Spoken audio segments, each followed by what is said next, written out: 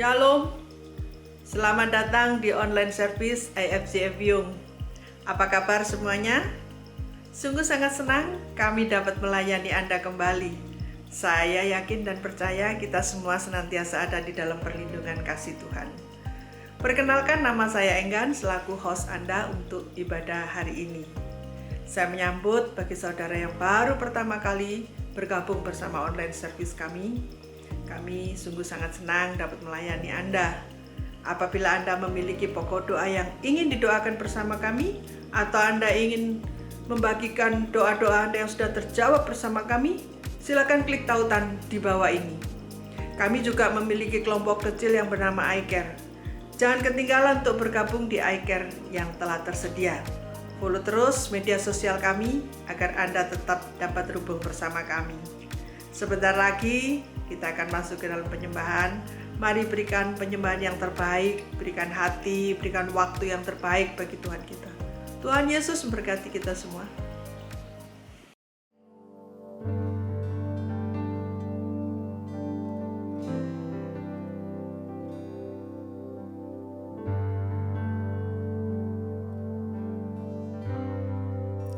Shalom IFCF Yung.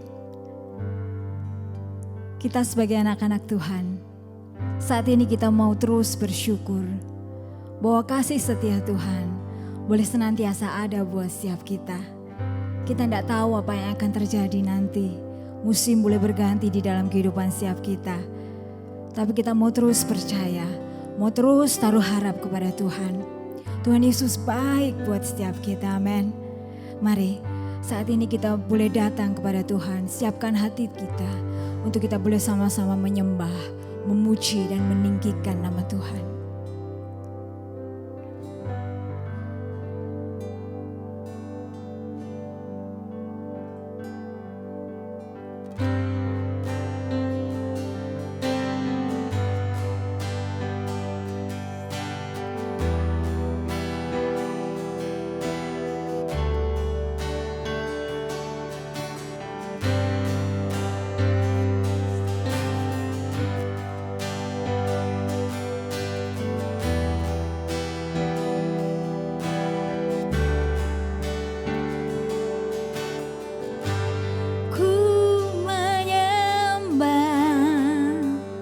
Dalam kudus hadirat-Mu, hampiri tata kasih karunia-Mu Bapa.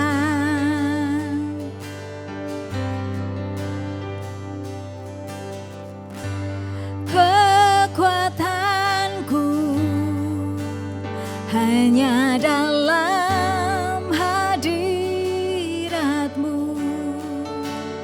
Yesusku, hanya Kaulah segalanya.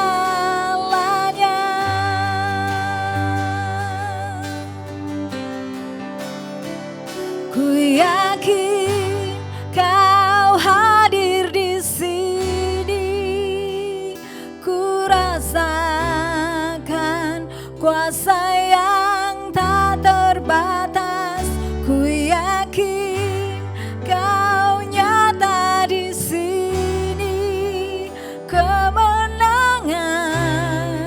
terjadi di sini.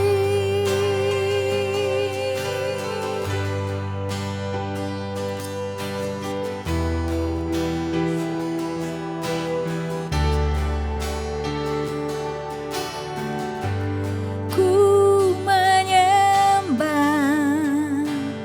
dalam kudus hadirat-Mu, hampiri tata kasih karunia-Mu Bapa.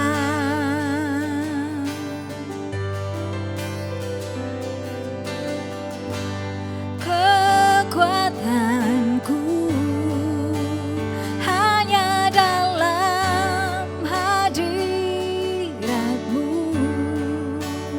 Yesusku, hanya Kaulah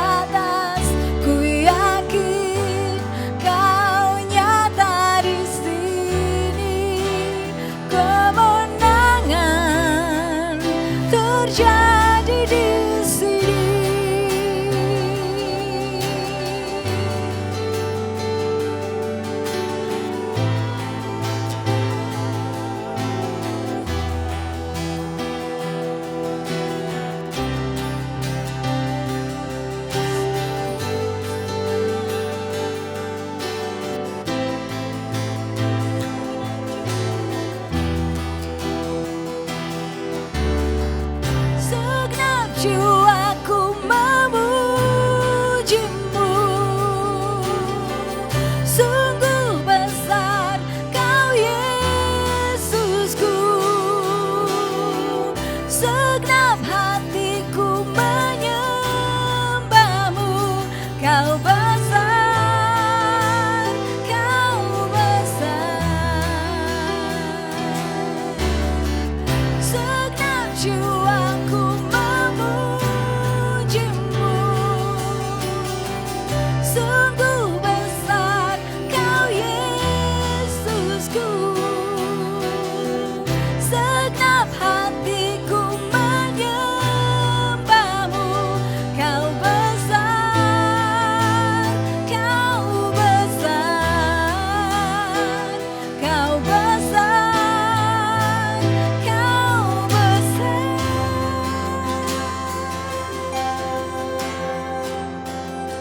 Ku yakin Kau hadir di sini. Ku rasakan kuasa yang tak terbatas. Ku yakin Kau nyata di sini. Kemenangan terjadi di sini. Amin. Ku yakin Kau hadir di sini. Ku rasakan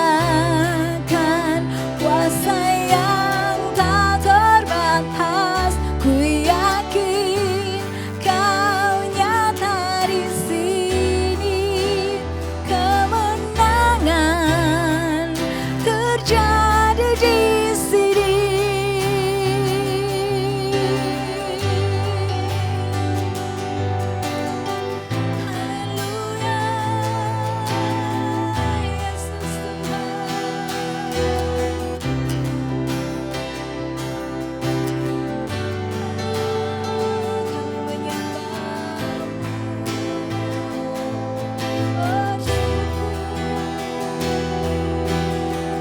Mari bersyukur jemaat Tuhan.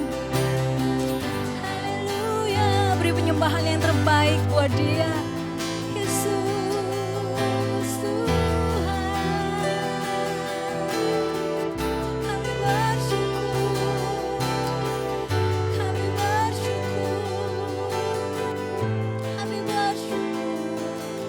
Haleluya, Yesus Tuhan. Yesus Tuhan.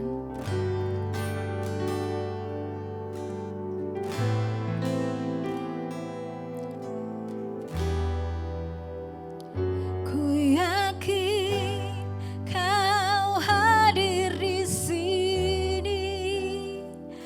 Ku rasakan kuasa yang tak terbatas. Ku yakin Kau nyata di sini.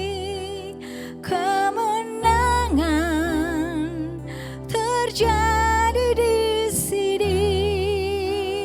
Kesembuhan terjadi di sini.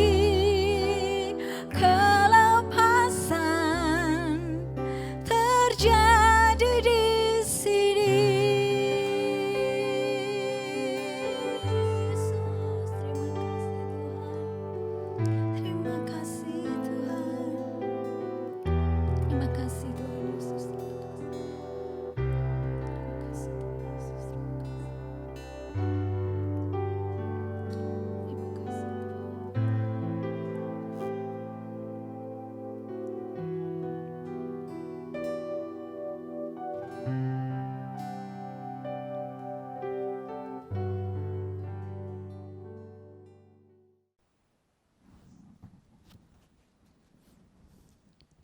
Shalom semuanya, jemaat Tuhan yang terkasih.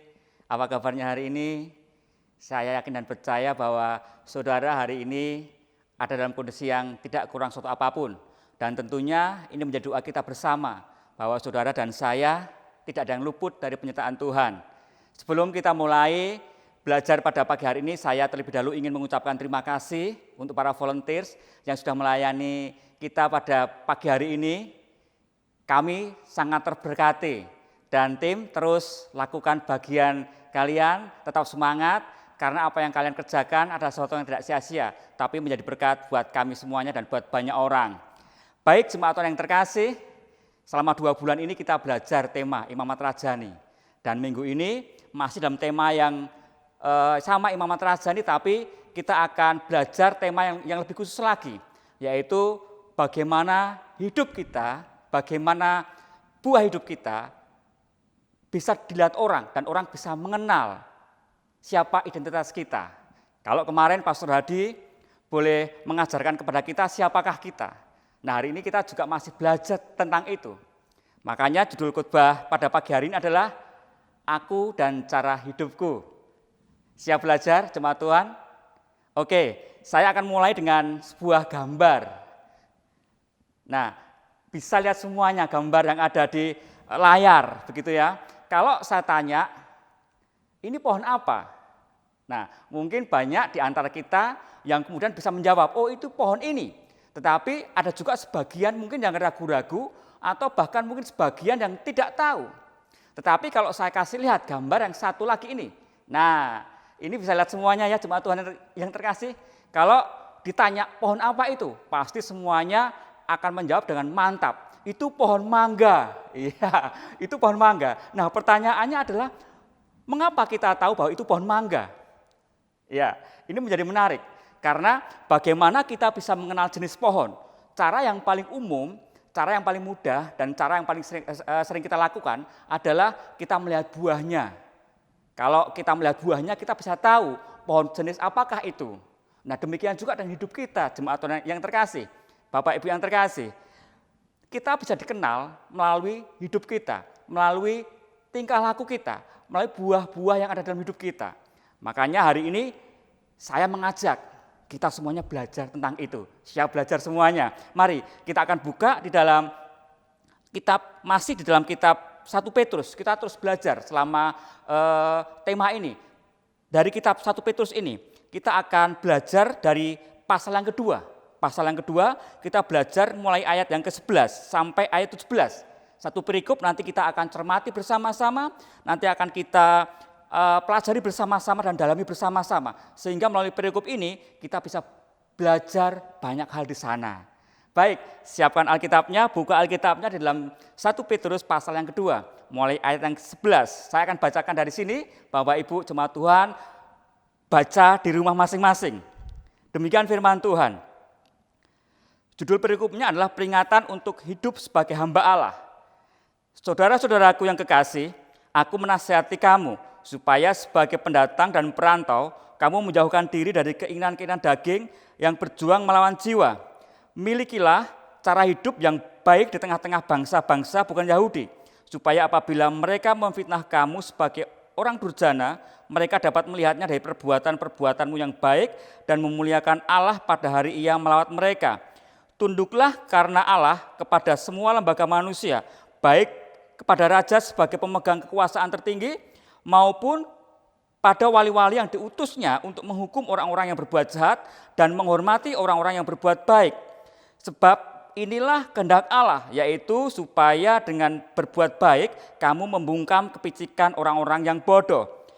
Hiduplah sebagai orang yang merdeka dan bukan seperti mereka yang menyalahgunakan kemerdekaan untuk menyelubungi kejahatan-kejahatan mereka. Tetapi hiduplah sebagai hamba Allah. Ayat 17, ayat terakhir dari perikop ini mengatakan begini. Hormatilah semua orang, kasihlah saudara-saudaramu, takutlah akan Allah, hormatilah raja. Bapak Ibu yang terkasih dan jemaat Tuhan yang terkasih di dalam Tuhan Yesus Kristus. Sebelum kita masuk lebih dalam lagi ke dalam pelajaran kita pada hari ini, saya kepingin mengingatkan kepada kita semuanya bahwa kita semua harus memahami sebelumnya satu hal yang penting terlebih dahulu. Dari ayat yang ke-11 ya, di sana Rasul Petrus mengatakan bahwa setiap orang percaya pada waktu itu adalah pendatang dan perantau, ya.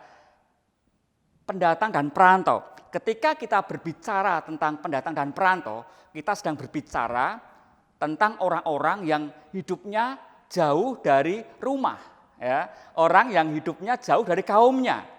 orang yang hidup di suatu daerah atau negara lain begitu. Tetapi mereka hidup di tempat itu tidak selamanya.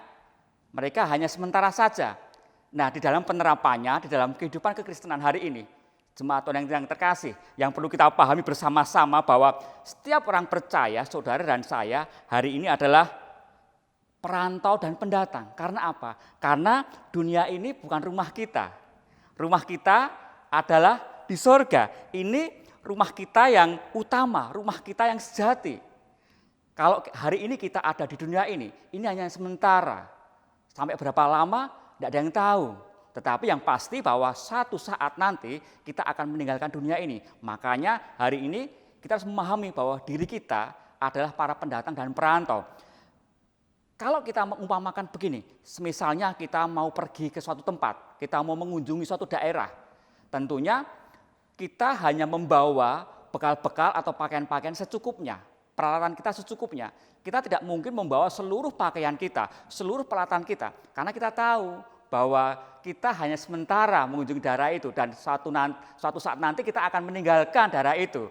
Dan 1-2 orang kita akan bertemu di daerah itu dan kemudian kita menjalin persahabatan dengan mereka. Tetapi yang perlu kita catat bersama-sama bahwa kita tidak akan mungkin untuk mengadopsi semua kebiasaan-kebiasaan di daerah itu. Ya, karena kita tahu bahwa suatu saat nanti kita akan pergi meninggalkan daerah itu. Nah, Bapak Ibu yang terkasih, jemaat Tuhan yang terkasih, rumah kita yang sebenarnya adalah surga. Ya, surga itu adalah rumah kita yang sebenarnya. Tetapi bukan berarti bahwa saudara dan saya sebagai orang percaya kemudian mengasingkan diri, tidak bergaul, tidak melakukan apapun, tidak belajar, tidak bekerja dan lain sebagainya. Saya mau katakan begini, sebagai pendatang dan perantau, sebagai umat-umat yang dikhususkan dan dipilih Allah di dunia ini, tentunya kita harus melakukan fungsi kita masing-masing. Kalau hari ini kita mungkin sebagai anggota keluarga, ya berfungsilah sebagai anggota keluarga. Kalau hari ini mungkin kita sebagai anggota gereja, tentunya kita harus berfungsi sebagai anggota gereja.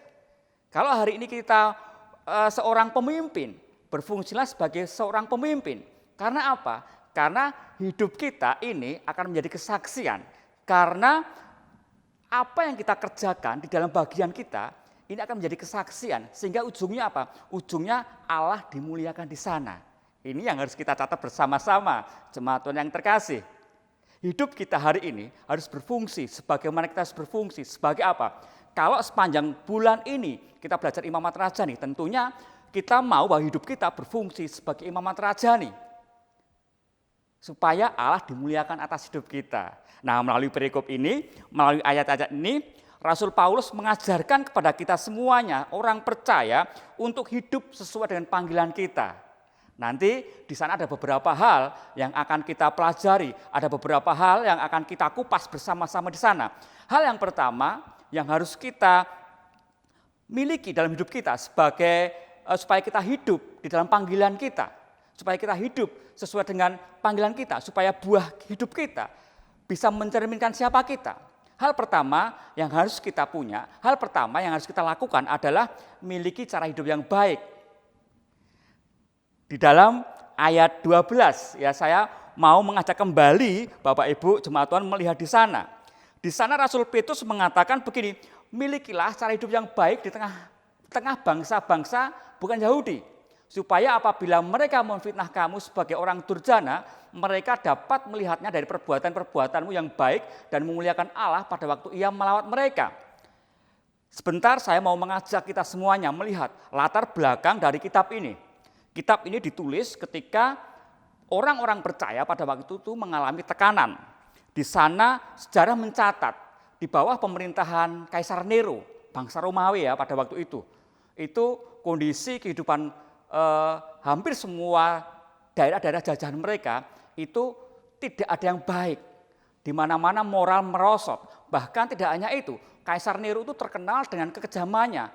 Dia senang sekali menganiaya orang-orang Kristen pada waktu itu. Nah, di tengah-tengah kondisi yang seperti ini, Rasul Petrus kepingin mengajak kepada setiap orang percaya, mengingatkan kepada mereka supaya apa? Supaya mereka memiliki cara hidup yang baik. Kalau kita baca di dalam terjemahan lain, terjemahan literal, di sana dikatakan milikilah tingkah laku yang baik, menjaga tingkah laku yang baik. Nah, ini kemudian menjadi tugas bersama-sama kita sebagai imamat raja nih, kita sebagai orang-orang yang sudah dipilih Tuhan, supaya kita berbeda dengan orang-orang yang lain. Kita berbeda dengan nilai-nilai yang sekarang berkembang. Kalau hari ini kita melihat bahwa banyak sekali nilai-nilai dunia ini yang berkembang kemudian menjauh daripada nilai Alkitab. Bagaimana kita melihat dalam berita-berita di sana banyak sekali kejahatan terjadi, banyak sekali penyelewengan, LGBT berkembang di sana, dan masih banyak hal yang itu tentunya tidak sesuai, itu tentunya menjauh dari firman Tuhan. Nah, di tengah-tengah kondisi yang semacam ini, hari ini kita diingatkan supaya kita menjaga tingkah laku kita, supaya kita mempunyai cara hidup yang baik. Kalau kita lihat jemaat Tuhan yang terkasih, seorang asing itu bisa dilihat dari apanya? Dari logatnya bisa, ya, dari gayanya bisa. Ya, misalnya satu contoh, seorang Medan, ya, orang yang aslinya Medan begitu, kemudian dia main ke daerah Jawa Tengah, ya, tentunya ini kelihatan mencolok karena apa? Bahasanya berbeda, logatnya berbeda. Kalau orang Medan, apa kau? Wah, begitu ya. Tapi orang Jawa bisa saja menangkapnya itu sebagai sesuatu yang salah. Ini tentu berbeda. Nah, tetapi Bapak Ibu yang terkasih, jemaat Tuhan yang terkasih, ketika mereka kemudian membaur dengan kebiasaan masyarakat di mana dia ada, ini sudah tidak kentara lagi. Nah, pertanyaannya hari ini buat kita semuanya adalah apakah hidup kita sebagai imamat raja nih yang seharusnya kentara, yang seharusnya berbeda dengan yang lainnya, dengan dunia ini, dengan masyarakat pada umumnya. Apakah kita sudah terlalu berbaur sehingga orang tidak bisa membedakan, sehingga hidup kita sama dengan mereka. Kalau mereka melakukan kecurangan, kita juga melakukan kecurangan. Kalau mereka melakukan kejahatan, kita juga melakukan kejahatan. Apakah hidup kita sudah seperti ini? Tentunya kita bisa mengevaluasi hari ini. Apakah hari ini saya sudah terlalu membaur dengan nilai-nilai dunia sehingga tidak ada bedanya lagi saya sebagai orang percaya dengan orang-orang dunia. Semua hal yang orang dunia lakukan, saya lakukan. Kalau ini ada dalam hidup kita. Hari ini, pagi ini saya ajak kita semuanya. Seperti firman ini katakan kepada kita, bahwa kita harus memiliki cara hidup yang baik. Kita harus memiliki tingkah laku yang baik. Imamat raja ini berarti memiliki cara hidup sebagai warga kerajaan surga yang berbeda dengan cara hidup orang dunia. Nah, ini harus kita catat, jemaat Tuhan yang terkasih. Catat dan kemudian kita ingat betul-betul bahwa kita sebagai imamat raja nih harusnya memiliki cara hidup sebagai warga kerajaan surga, berbeda dengan cara hidup orang dunia. Ini selaras dengan apa yang dikatakan Tuhan Yesus ya di dalam Injil Matius pasal 5 ayat 13 sampai 16. Di sana Tuhan Yesus banyak berbicara tentang garam dan terang. Bagaimana setiap orang percaya ini menjadi garam dimanapun mereka berada. Setiap orang percaya menjadi terang di mana kegelapan itu ada. Nah, inilah fungsi hidup kita sebenarnya, jemaat Tuhan yang terkasih. Kita menjadi garam dan terang. Jelas sekali, kalau hari ini kita menyadari diri kita sebagai imamat raja nih, makanya hari ini kita harus memiliki cara hidup yang baik. Supaya apa? Supaya kita bisa berbeda dengan dunia. Yang terlebih bahwa kita bisa memuliakan Tuhan. Yang terlebih lagi bahwa mereka bisa mengenal Tuhan melalui kehidupan kita. Ini poin yang pertama. Poin yang kedua yang harus kita lakukan supaya kita hidup di dalam panggilan kita adalah memiliki ketundukan, ya, memiliki ketundukan. Di dalam ayat 13 dan 14 saya mengajak kita semuanya untuk melihat sebentar ke sana. Ya, di sana dikatakan Rasul Petrus mengatakan begini, tunduklah karena Allah kepada semua lembaga manusia, ya. Tunduklah karena Allah kepada semua lembaga manusia, baik kepada raja sebagai pemegang kekuasaan yang tertinggi maupun kepada wali-wali yang diutusnya untuk menghukum orang-orang yang berbuat jahat dan menghormati orang-orang yang berbuat baik. Jemaat Tuhan yang terkasih, lihat di dalam nasihat kedua dari Rasul Petrus ini, Rasul Petrus menyampaikan sesuatu yang tentunya berlawanan dengan kondisi kebanyakan orang pada umumnya. Di mana orang pada umumnya tentunya kepingin untuk mencari kesenangan pribadi. Tetapi dalam hal ini, di dalam perikop ini, Petrus mengajarkan adanya ketundukan. Apalagi kalau kita lihat latar belakangnya, Kaisar Nero itu adalah orang yang tidak menghormati Allah. Boro-boro menghormati. Bahkan dia gemar sekali menyiksa orang-orang percaya pada waktu itu.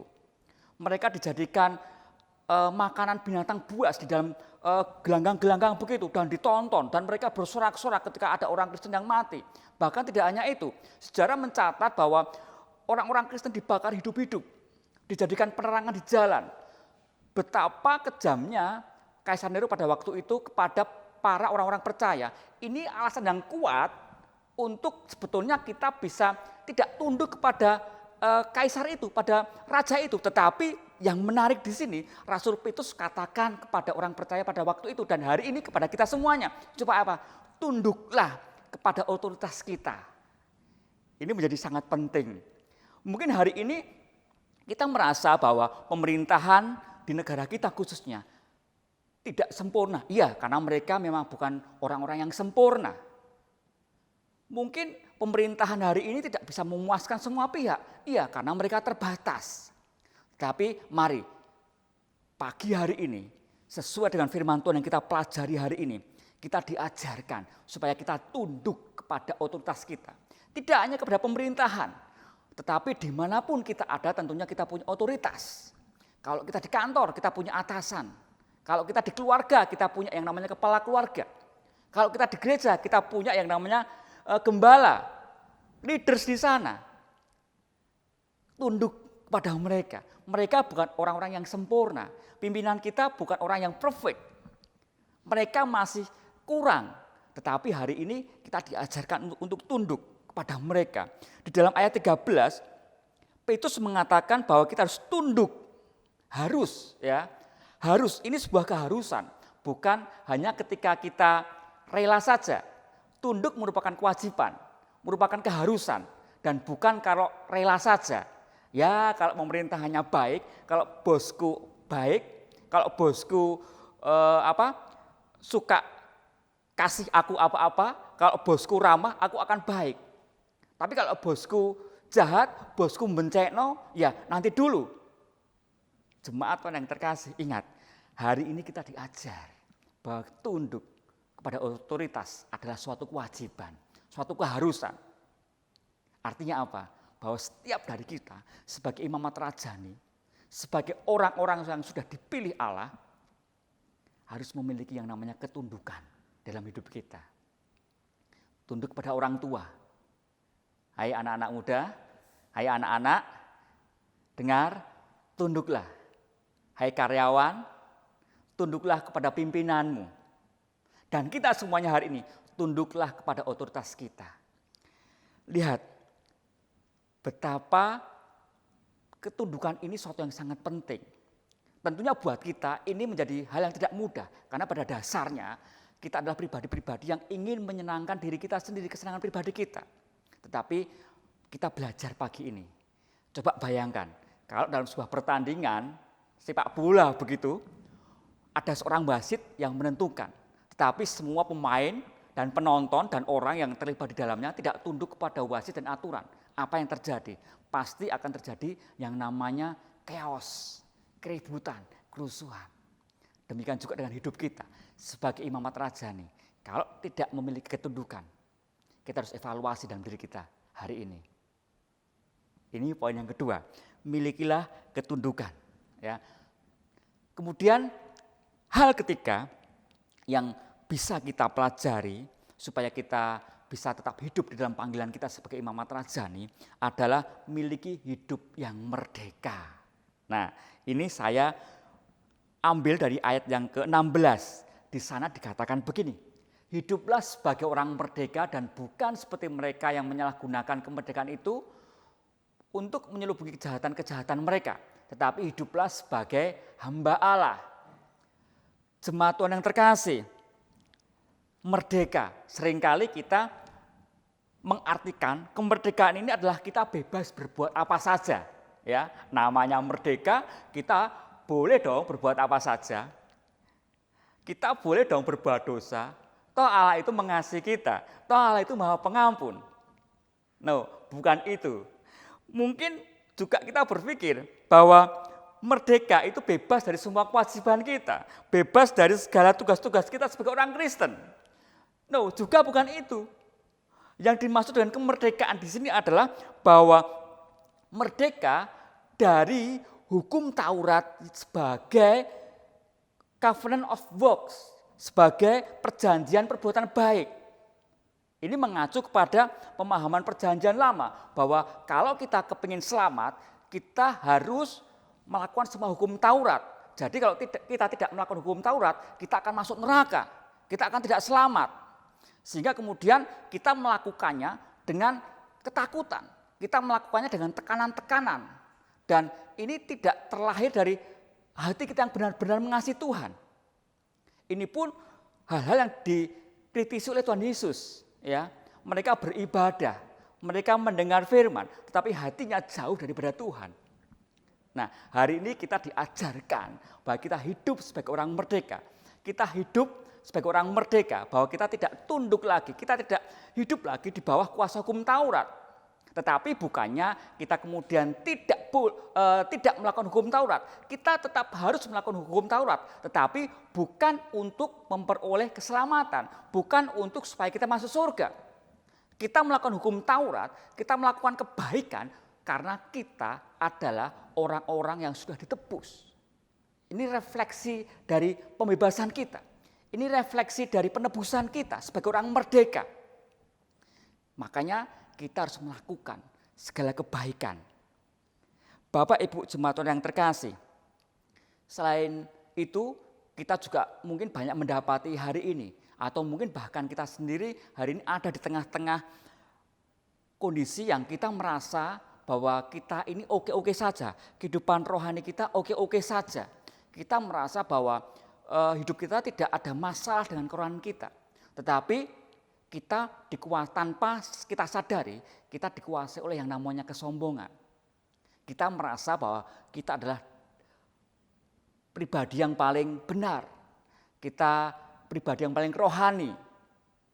Kita mempersembahkan sesuatu, kita berdoa, kita melakukan pelayanan, hanya untuk apa? Hanya untuk kepentingan pribadi, hanya untuk kepentingan kita sendiri, supaya kita disanjung orang, supaya kita dipuji orang.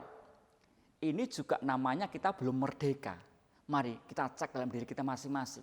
Apakah motivasi kita hari ini untuk kita melakukan banyak hal dalam hidup kita, itu masih menuju kepada kita, masih bersumber kepada kita. Seharusnya sebagai orang percaya, sebagai imamat rajani, apapun yang kita lakukan hari ini, tujuannya adalah supaya Tuhan dimuliakan. Tujuannya adalah supaya buah-buah kita bisa dinikmati oleh orang-orang di sekitar kita. Ini Bapak Ibu yang terkasih, hiduplah sebagai orang merdeka dan kemudian hiduplah seperti hamba Tuhan. Ya, hiduplah seperti hamba Tuhan. Di sana hamba ini berbicara tentang sikap, ya. Hamba ini berbicara tentang sikap hati. Kita merasa bahwa kita adalah orang yang sudah ditebus Tuhan. Kita yang harusnya hidup di dalam hukuman dosa, tetapi Tuhan sudah membayar lunas dengan darahnya yang sempurna. Ini bukan barang yang murah, Bapak Ibu jemaat yang terkasih. Ini adalah sesuatu yang tidak ternilai harganya dibandingkan dengan apapun. Sangat-sangat besar. Darah Yesus yang sempurna ini yang harusnya menjadikan kita sadar diri bahwa kita ini harusnya mati, terpisah dari Allah. Tapi karena kasih karunia Allah saja kita ditebus. Kita berpindah dari hamba dosa menjadi hambanya Tuhan. Saudara dan saya adalah hamba Tuhan. Yuk tepuk kiri kanan, kasih tahu kepada saudaramu. Kamu itu hamba Tuhan, berlakulah seperti hamba Tuhan. Bapak Ibu yang terkasih, 3 poin ini sudah kita pelajari hari ini. Saya mendorong kita semuanya tidak hanya sampai di titik mendengar, tetapi tentunya 3 poin ini terus mengingatkan kepada kita. Kita diajak untuk menyadari bahwa kehidupan kita sebagai pendatang di dunia ini, sebagai perantau, yang suatu kelak nanti kita akan kembali ke surga, karena surga adalah rumah kita yang sejati. Tetapi selama kita hidup di dunia ini, maka kita harus mempunyai cara hidup yang benar, memiliki cara hidup yang baik. Ya, memiliki cara hidup yang baik. Cara hidup yang baik sebagai warga kerajaan berbeda dengan cara hidup dunia. Standar yang ditetapkan untuk kita adalah standar di atas rata-rata, bukan sama, tapi di atas rata-rata. Yang kedua yang kita pelajari hari ini adalah memiliki ketundukan, submission kepada otoritas kita. Ini merupakan suatu keharusan, kewajiban, bukan hanya kalau kita rela. Yang ketiga adalah memiliki hidup yang merdeka. Artinya bahwa kita sadar hari ini kita hidup ini oleh kasih karunia. Bukan karena perbuatan baik kita, bukan karena hasil usaha kita, tapi karena kasih karunia. Dan hiduplah sebagai hamba yang tahu diri, yang menghormati Tuhannya, yang setia kepada Tuhannya. Dalam hal ini adalah Tuhan Yesus. Amin. Yuk kita berdoa bersama-sama yuk. Bapa, terima kasih. Pagi ini bersyukur kalau firman-Mu boleh menguatkan kami, boleh menegur kami Tuhan. Kami rindu bahwa apa yang boleh kami dengar siang ini, pagi ini, menjadi sesuatu yang boleh terus berbicara kepada kami semuanya. Terjemahkan Tuhan supaya kami mengerti dan kemudian kami boleh mengambil sikap, kami boleh mengambil keputusan siang ini untuk kami memiliki cara hidup yang baik, memiliki ketundukan, memiliki hidup yang merdeka, supaya kami sebagai imamat raja nih boleh memuliakan nama Tuhan melalui kehidupan kami. Terima kasih. Hamba-Mu juga berdoa untuk setiap jemaat Tuhan hari ini. Apapun setiap pergumulan mereka, kami tahu kalau ada Tuhan yang boleh menjadi Allah, yang boleh menyertai kami. Kesehatan kami, keterbatasan fisik kami boleh menyerahkan kepada Engkau. Dan Tuhan yang boleh menjadi Allah penyembuh dalam kehidupan kami. Kalau kami memerlukan konsolidasi tentang hubungan Tuhan, kami mau berdoa supaya Tuhan memberikan hati yang besar kepada kami. Untuk kami saling mengampuni satu sama yang lain. Apapun yang boleh menjadi permasalahan kami hari ini, kami tahu bahwa Tuhan sekali-kali tidak akan pernah meninggalkan kami. Terima kasih, kami bersyukur pada siang hari ini. Jemaat Tuhan, mari kita akhiri ibadah kita pada pagi hari ini. Angkat tangan dan kita akan terima berkat Tuhan. Firman Tuhan sudah disampaikan pada hari ini. Jikalau engkau mendengar baik-baik dan melakukannya, maka Tuhan Allah akan memberkati engkau. Dia akan membuat engkau naik dan bukan turun. Dia akan menjadikan engkau kepala dan bukan ekor. Dan bila damai sejahtera Tuhan, sukacita Tuhan yang melampaui segala akal budi akan memimpin engkau dari hari ini sampai selama-lamanya. Berkat dalam nama Bapa, Putra, dan Roh Kudus. Amin. Selamat hari Minggu, saudaraku. Tetap jaga kesehatan dan jangan lupa bahagia. God bless you.